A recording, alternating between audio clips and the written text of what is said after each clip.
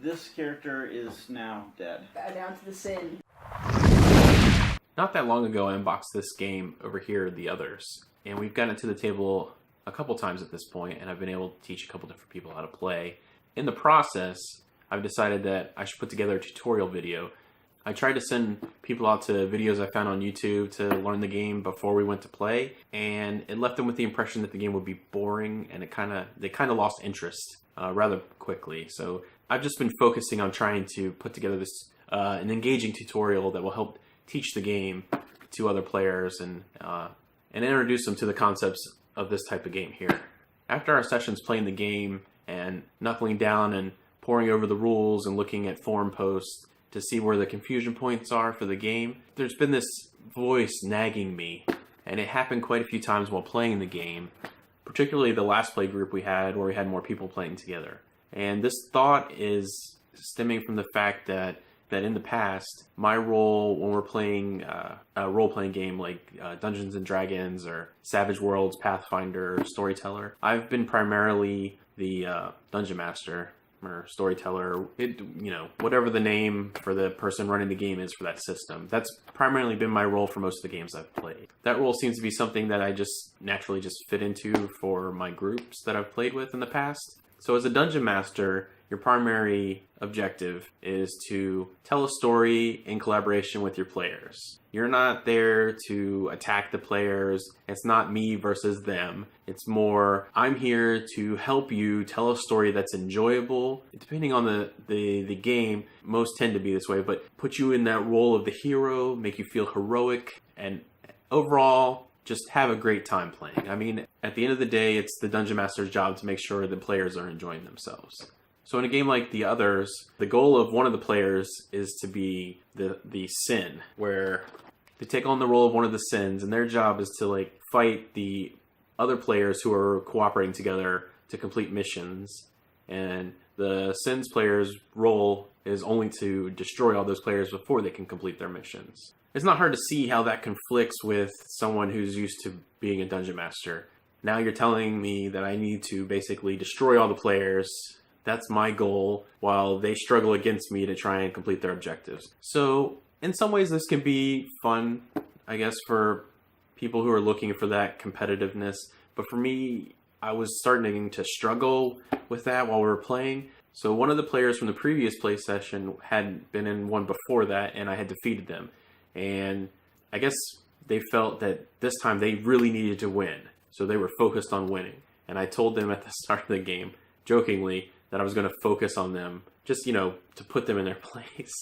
So I did. I took their character out at the start of the game, like a couple turns into it, I wiped out their character. So the first round, I wiped their character out. The second round, I wiped two more of the characters out, other players. And then the third round, I started allowing the monsters to make some bad choices to give them a chance to explore more and explore their characters' abilities more, because that DM side started kicking in and overriding the competitive side. I don't think at first I realized what was happening until we were almost towards the end of the game, and I was like, oh, I'm doing that thing again.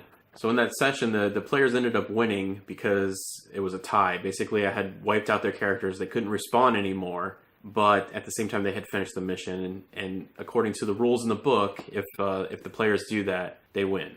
So that was a victory for them. But during that session, I also made a point to point out this sin I'm playing focuses on separating the group to gain an advantage over them. That's like when you're playing Magic, It's you're like, the price. I hit you for a point. What I did hit you for a What did I point. say? If you guys are alone, I'm going to have the advantage. Did I not prove that point twice? Yep. And I purposely separated you and you stayed separated. Basically taking advantage of their pride, their lack of humility, because they think they can tackle things on their own. The sin is able to just peck away at them and take them out one by one. And I warned them twice that it was going to happen if they didn't stick together. And that one character, that one player who was determined to win, is the first one I took out because they allowed me to get them into a situation where I could pull them apart. I'm going to attempt to Actually, Okay. I'm going to teleport you one space away. Me or her? That's so mean. Daniel, because now he doesn't get Daniel. bonuses. And he put him Look over at there with that that butt. abomination. Yeah, I know. They all have like these okay, because giant that's butts. where I was going to move. I will have two fists. I'm going to take out the nun. Take that note. And I'll take the 3 corruption. This is stressful. Yeah, I've already put myself at a huge disadvantage. Thanks, Martin. I appreciate that. You gonna react on me now? Yeah, we'll react. Oh. See, I knew how that was going. He's going hardcore on me. Because you play. And then they didn't try to regroup after that until, a couple of them had died and they started tightening things up more and becoming more cautious. But by then it was too late. There wasn't going to be enough characters to respawn if they died again. We came to that tie scenario, but in a tie they win, so it still worked out in their favor. But during that session, I just kept coming back and wanting to hold back a little bit, make mistakes, give them opportunities, give them a chance to feel heroic in their actions that they were achieving. And overall, I feel that worked out pretty good. Everybody seemed to enjoy what was happening, even though at first they thought they had lost. And in a game like the others, it's okay if players lose their first game.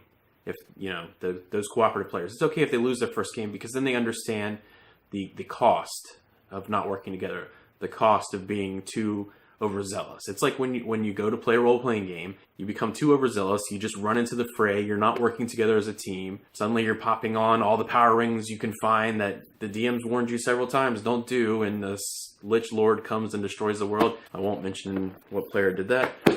But yeah, you end up in scenarios of that nature. In a game like the others, instead of being the Dungeon Master, you're promoted to be more of like a nemesis to the other players.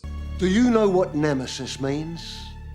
This is more like a Dungeon Master versus Nemesis issue. Whereas a Dungeon Master can play a Nemesis in a campaign, but they still have the overall goal. This has to be enjoyable for the players. I'm not just here to destroy them. While it is that NPC's goal in itself, the DM should enable or assist the players into reaching their goal to overcome that nemesis, as long as they're not becoming outrageous, and there has to be consequences for Leroy Jenkins moments. You could leave it to chance, and you could wait it if you needed to. Now, I know in Mansion of Madness, first edition, one player plays that nemesis role, controlling the monsters in the mansion, and the other players are working together. They released second edition recently that adds an app, so there is no longer a nemesis player. The app is controlling that situation, and then all players are working together against what the app does. I guess it adds like a level of artificial intelligence.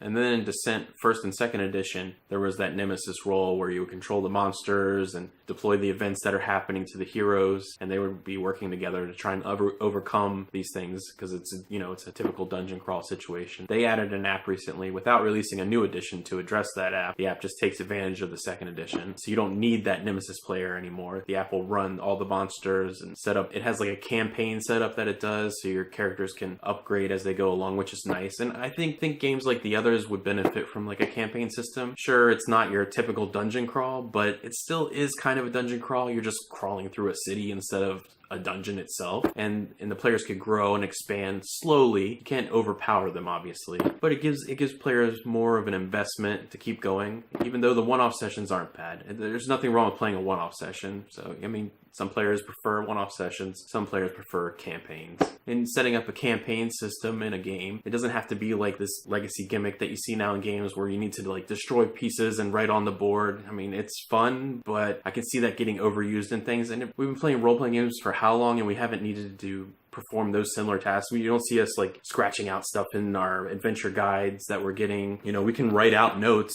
obviously, so I don't see why you couldn't do the same thing for a board game. It's not beyond the call of duty for that. I think going forward, I'm going to approach the others more as that DM role instead of the nemesis role. Contribute to the narrative that's happening in that session, because each session can be a different story that's taking place. And if you have the expansions, you get the different sins. You can play through like all 7 sins, and we have the Kickstarter edition, so we got this apocalypse portion. So you get all the way to the point where you bring the apocalypse to be, and then they're fighting that situation. It really allows you to expand the story and help tell something fun. And everybody gets to participate, and it doesn't have to be extremely competitive to happen. I don't mind competitive games, but generally when I'm playing a game, I'm not focusing on the win condition. I'm focusing on the mechanics that build up to the win condition. Like, how do these systems interact with each other, and how do they force the players to interact, and how do the players then choose to respond to being forced to interact these ways. I like to explore all these different nuances of the game, especially comes more to bear in like a sandbox game where I'll get so lost in all the little details and mechanics and how things are interacting with one another that I might not actually approach the end game content. It's very rare in a sandbox game that I actually get to the end of the game and beat it. Or like a 4X game, I'll focus more on building and exploring than it will on actual like conquest portions. And some games will reward you for doing that, while others will penalize you for not finally approaching to that point where you're wiping out your other opponents. I still enjoy the mechanics, because that's what I'm there for, the exploration of what's happening. So for me, approaching this game as a dungeon master wouldn't hurt my enjoyment of it, and I think it would enhance the other players' enjoyment of it as long as they're not in it just to be competitive. So that's my thoughts on the Dungeon Master versus Nemesis